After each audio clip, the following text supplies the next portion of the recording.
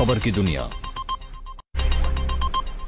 Canada के दारुल हुकूमत Ottawa में भारत की जानिब से मकबूजा जम्मू और कश्मीर की खुसूसी हैसियत खत्म करने के गैर कानूनी और यकतरफा इकदाम पर यौम इस्तेहसाल कश्मीर तकरीब का इनकाद किया गया। तकरीब से खिताब करते हुए हाई कमिश्नर मोहम्मद सलीम ने कहा कि भारत जिसे इंजमाम करार दे रहा है वो दर हकीकत जबरी कब्जे की कोशिश है। 5 अगस्त 2019 को भारत ने अपने ही आईनी ढांचे को पामाल किया और आर्टिकल 370 को खत्म करके कश्मीर के लिए मौजूद कानूनी तहफ़्फ़ुज़ को खत्म कर दिया। हाई कमिश्नर ने अक़वाम मुत्तहिदा, आलमी बरादरी, इंसानी हुकूक की तंजीमों और बैनुल अक़वामी मीडिया से अपील की कि वो मकबूजा जम्मू और कश्मीर में जारी संगीन इंसानी हुकूक की खिलाफ वर्जियों का फौरी नोटिस लें और भारत को उसके इक़दाम पर जवाबदेह ठहराएं। इस मौके पर सदर पाकिस्तान और वज़ीर आज़म और वज़ीर ख़ारजा के खुसूसी पैगाम भी हाज़रीन को पढ़कर सुनाए गए।